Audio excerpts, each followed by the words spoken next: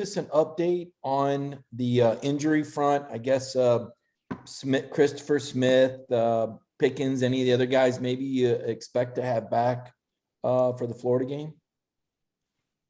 Yeah, Chris was cleared last game, and we were fortunate to be able to get through the game. The plan was to play him in our dime packages, and he was going to play. He practiced all week, but we didn't get into dime situations, so we ended up not having to play him in the game. So he's, again, cleared to go. He'll be practicing all week and feel good about Chris. George is not cleared yet. He's continuing to progress. He's working really hard. He's able to do more and more each week. You guys have seen him some. He done some workouts and things pre-game warm-ups and stuff like that, but he is not cleared yet. I think we'll get back, hopefully get back Arian. He was really borderline questionable for the game, and ended up not using him. His is just a pain tolerance, and he's a couple weeks been out, but hopefully he'll be back. Kenny McIntosh is still nursing a hamstring, and hope to get him back, but he is not cleared yet today. Anybody else specifically? Amir Speed is closer to being ready. We think hopefully get him back by Florida week. He's running on his ankle, but not 100% yet. Kirby, Go ahead. Quarterbacks, I was going to say. Yeah, JT has been able to, his pitch count has kind of increased. He got up to maybe 65, 70 throws yesterday with Ron, pain-free, increasing distance, getting out further and further. I think he had around 40 or 45 yards. Hopefully I'll know more today, because we didn't really practice yesterday. We threw him, he got to throw, but we didn't practice. We did a walk through, clean up kind of deal, and we'll know more today, because he's hopefully going to get some quality reps and see what kind of velocity he's got. Kirby, more than 27 million people have watched Georgia play football this season. Saturday's game with Kentucky was more watched nationally than the Texas-Oklahoma game. Beyond just winning a football game, what do you want people to see when they're watching y'all play on TV, and beyond just winning? And is there anything specific that you're wanting recruits to see while y'all are playing? Yeah, I want our players to represent our brand the right way. I think it's important how you play the game as much as what you do when you play. And our guys have usually reflected that with toughness and effort, and the energy they play with. Our fans, our stadium is on display when we play at home in front of an audience like that. So much of today's kids care about perception and followers and viewing, and what kind of marketability do they have in the NIL world, that we don't push it and sell it, but certainly these kids have an opportunity to come here and play in front of a lot of people and create a brand for themselves by how they play. We just really gear it towards tough, hard-nosed football and want our teams to represent that. And I think our team this year has really showed toughness, resiliency, all those traits that we talk about. They've shown those, and it's critical to their success and our success that we continue to get better at those things. Let's go to Chip Towers, and then we'll go to Mark Weiser. Hi, Coach. Let me bring up the annual refrain about playing the game in Jacksonville. Your feelings on that? Do you still think the negatives outweigh the positives, and what's your general thoughts on it this year? I haven't even thought about it, Chip, to be honest with you. I don't concern myself with things that I don't control. All I'll ever say is that, the home atmosphere we have is incredible, and the ability to bring recruits in is big. And if I knew every year we would have home games like we've had this year, it probably would be less of an issue, but it's an issue when you're not allowed, you don't have what might be your biggest rival, and you don't have an opportunity to bring official visits in and recruits in every other year, because you wouldn't have it every year anyway. But it certainly is valuable in the time when kids are deciding an early signing date, December, and they're enrolling in January. Those are the most critical weekends you can have to get kids on campus. So I stand by the fact that we miss out on one of those opportunities every other year, and everybody else in the country doesn't. To be clear, you guys, you can get them tickets if they want to go, right? Like if it's somebody recruit wants to go, you can get them a ticket to come see the game. It's complicated. Thank you. I appreciate it, Coach. Hey, Kirby. I want to ask about Scott Cochran. Is he back with the program, and what's his role now? And then I also wanted to ask about Arik Gilbert, how he's doing, and if there's any chance he'll be back this season. Yeah, well, Scott, he's back with us officially and working with us. He's going to be assisting the special teams staff and helping contribute to those guys in an all-field role for the rest of the season. And happy to have him back, and hopefully going to keep him safe and healthy throughout that process and during his recovery process. But we're glad to have his energy, enthusiasm back, and he'll help us on a kind of a off the field role there with special teams. And then Reek is not back. He's still continuing his journey and hopefully going to get back. We're communicating with him, and everybody's pulling for him. But I don't know the answer to when or if he'll be back. All right, Seth Emerson, next question, and then we'll go to Jake Rowe. Kirby, with the receivers, and it's a weekly, daily kind of thing on where are they, who they come back. At what point are the guys that have been playing, it's hard to take them off the field. You don't just kind of add a receiver who's healthy and plug him into a starting role, or you know what I mean? Yeah. It really just boils down to practice, right? Like the guys that go out and practice and take the reps and perform on the practice field, the guys that go out in the game. So yeah, you don't ever just plug a guy in. You plug a guy in during the week and you give him reps, and whoever gives us the best opportunity to win is who's out on the field, and that comes from practice. And if you can't practice, well, obviously that's hard to do, right? So if you can practice and you're not 100%. And you're working your way back, then we're going to play whoever gives us the best opportunity to win. So those guys that are injured are trying their best. They're at rehab each day. They're working to get back, and we're focused on getting the guys we have healthy better. And I want to have more depth at that position, and that's all kind of contingent on those guys returning from injury. Kirby, I wanted to ask kind of a little bit more about George. I know you have said you don't have a timeline, but you did kind of rule him out earlier on, but I think it was this time last week for the Kentucky game. Would you be able to do that for the Florida game? Could you say that he's definitely not going to play against Florida, or is it just like a day-by-day deal? No, there's a long-term plan there, but I mean, I don't disclose timelines on that kind of stuff. I mean, probably the week of the game, we'd know more, but we did a walkthrough yesterday, and he was able to do that and get signals and get calls. And, he's done a tremendous job of working in recovery. But, Dr. Andrews, Ron Corson, myself, George's parents have all been involved in that conversation, and not something that we're open to share. I just very hopeful that he's able to get back 100%. That's our concern. Okay, question from Jed May, and then we'll go to Tyler Griffith.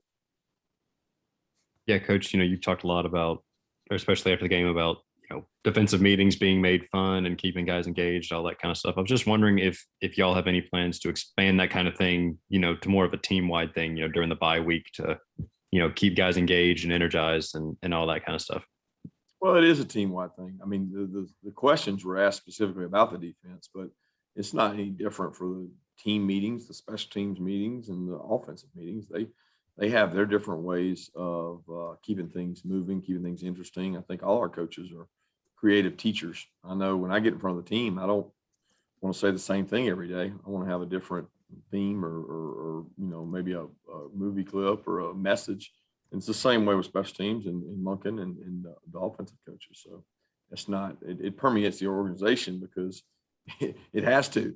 If you don't, you'll lose these kids. So it's just a method of teaching. I think the specific questions were more about the nuggets and the things like that we do defensively. That pertain to defense.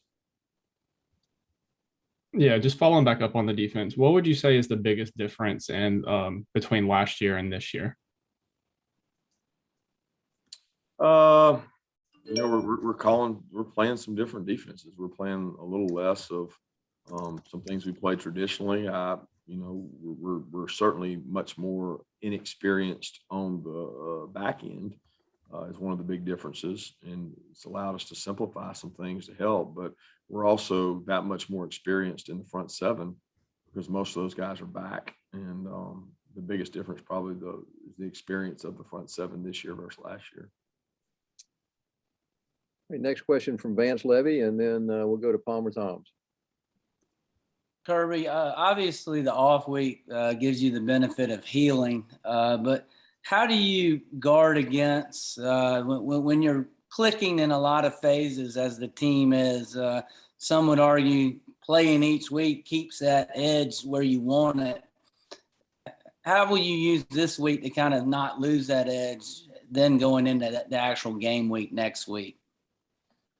Well, I don't know that we're playing at our best, right? So we're trying to play better, and there's plenty of things. I mean, we had a 22 or something play drive, a 13 play drive. I mean, defensively, we didn't get off the field and some opportunities, and those long drives, you got to have answers to. You got to improve. Why did you not get off the field? Is everything 3rd and 1, 3rd and 2? They had 4 downs. I mean, more people may go for it on 4th down. So when you have 4 downs to get it, you're going to have those kind of situations. Offensively, there's a lot of things we can clean up. So I don't look at it as, worry about losing our edge during this week. I'm trying to sharpen our edge and get better because that's what we've got an opportunity to do. We got a chance to create depth and improve players. And there's not one player on our team that would tell you he doesn't need to improve. And that starts with us as coaches. So we're looking at ourselves, quality control, how we can improve, what we can do better to help our players be successful. Kirby, you mentioned it there with developing the depth. How much of the bye week is put into, trying to take some guys that maybe haven't played a huge role and seeing what they could do throughout the rest of the season versus developing guys that have already contributed? Just both. I mean, we never go out to practice and say we're doing one or the other, right? That would be foolish. I mean, we're trying to develop the roster all the time. There's defensive players on the scout team we're trying to develop. And for instance, Jordan Davis, his freshman year, at this time, I don't know that he had played very much of a role. And he went into the Florida game, if you remember, and really came on the scene after a week off of practice. I guess it was 2 years ago or 3 years ago, however many years ago it was, that he came on the scene and played in that game. And we're using examples like that to highlight that no matter where you are now, this is an opportunity to change that. All right, let's get the next question from Connor Riley, and then we'll go to Steve Hummer. Hey, Kirby, in each of the last 3 years, you've had freshman wide receivers who have been able to come in and produce early. What does that say about Cortez Hankton's ability not only to identify those guys in recruiting, but also get them coached up and developed to where they are contributing really early on in their careers? He does a tremendous job. Number one, evaluation, I think, is the key because, some of those guys haven't been the most high profile, top ranked receiver, but they've gotten better since arriving. I think our system being conducive to freshmen being elite, it's not like it takes you forever to come in and learn the system. So we've been able to have some success with younger receivers, which, has its pitfalls too, because sometimes the older ones don't get it. And in this year's case, it's really been about injuries. It's thrust some other guys to the forefront, whether it be Brock, AD, Ladd, whoever. They've been thrust up there more by injury than anything else. But Cortez does a great job teaching, developing, working on those guys. And we think those guys get a lot of reps in the spring, in AD's case, and also in fall camp. That all those work with the 3s and 2s, which some of those guys were, pays off. Yeah. Hey, Kirby. I was just wondering if the phrase top ranked Bulldogs or number 1 ranked Bulldogs is ever uttered around the building there. And how have you kind of used the ranking to either dismiss it or to kind of use it to kind of prod the team along? No, it doesn't get mentioned much. I mean, there's not a lot of time to talk about it. I mean, I think the kids see it when they leave and they hear about it through social media and different media outlets. That's what they see on their phones. So I know they're not oblivious to it. But for us, it hasn't been used for anything other than what has made us successful. And we've talked about this before. And the kids explain what's made us successful, what they believe has made us successful, because what they believe matters over what I believe. And then, okay, what are our threats? and let's identify what our threats are. And complacency, good being the enemy of great, is something that we talk about a lot, and we don't want those things to affect us. So we're very open about it. We have conversation about it and talk, but outside of that, the ranking doesn't come up much. All right, thanks. All right, question Lance McCurley, and then we'll go to Roddy Nabulsi. Hey, Coach. So what's your schedule like for the rest of the week, and what do you kind of do? I'm sure it's going to be recruiting, but what's your kind of schedule on the players through the next week? When are they off, and are they going to be able to go home? And what are your weekend plans? Not sure on my weekend plans. You have to ask my wife that. I'll do whatever she tells me to do. But Tuesday, Wednesday, Thursday, we're going to practice, get after it. We're going to work on some future opponents. We'll introduce Florida on Thursday. We'll recruit. Some guys will recruit Thursday and Friday. Some will recruit just Friday. And then we're off Saturday, and then we're back at it Sunday as coaches, and the players are back Sunday. Kirby, you went over a year without being able to have recruits on campus. You had to 13 whatever months until June. You also didn't have the type of year you wanted to last year under COVID. This year, you were able to get recruits on campus starting in June. You've had a noon game with a ton of kids there. You had a 3:30 game with a ton of kids there. You have a #1 ranking. Would you compare and contrast recruiting last year versus recruiting this year? Yeah, it's polar opposites. So just the fact you couldn't be here. I mean, there was no such thing as recruiting last year. It was all by phone and by Zoom. And the kids not being able to experience the games is hard on them. They're having to make decisions to go places without going places. And that's just hard. And this year's been, it seems like pretty much back to normal. If anything, it's heightened because there's the new effect. Like, this is new to so many people. They haven't done it. So your sophomores and juniors are dying to go places, and seniors, it's like their first trip. So it's been heightened, and it certainly has helped that we've had some premier games at home to bring these kids to. Hey, we've got time for 2 more questions. We'll let anybody jump in. Go ahead. Kirby, this is Dean again. Can you go out twice this week or 3 times if you wanted to recruiting, or is it only once for the head coach this week? Well, the head coach can use. I can do whatever I need to do or whatever I want to do. We have a certain number of hits that we have, and that's all we have. So we have numbers, and we have those delegated out throughout the year where one weekend we might use 5, one weekend we might use 4 or 3. Off weekend we use obviously everybody. We can, but we delegate that based on what games they think it's important I go to versus what games it's important the assistants go to. Kirby, I wanted to ask you about Trey Scott, and obviously, you guys are, playing really well on the defensive line and have seemingly gotten better every year. Going back, I mean, as far as experience and stuff, Trey didn't have a ton of it at that point. He hadn't been doing it for 10, 15 years or anything. What led you to hire him to kind of thrust that kind of trust into a guy like him? And how have you seen him grow as a coach? Well, he's young, he's energetic. He's one of the best teachers and developers I've ever been around. He pours into his young men. His unit takes a lot of pride in their performance as a unit, and you see it kind of reflect in the way he leads. He's got a great family, great wife. I mean, he's a class act. He represents the University of Georgia the right way, and he grew up under one of the legendary defensive line gurus and teachers, and Pete Jenkins. And Pete is kind of world renowned for developing coaches. And Trey came up under Pete. And, when you get one of Pete's guys, you're going to get a good one. And we've been able to do that. We've been very blessed to have Trey and his family here. And he does a wonderful job recruiting, pushing young men, challenging young men, and developing young men so that when they leave here, they're much better off. Thank you, Coach Mark. Thanks. Thanks, everyone. And Thanks, everyone Clint. have a great rest of the day.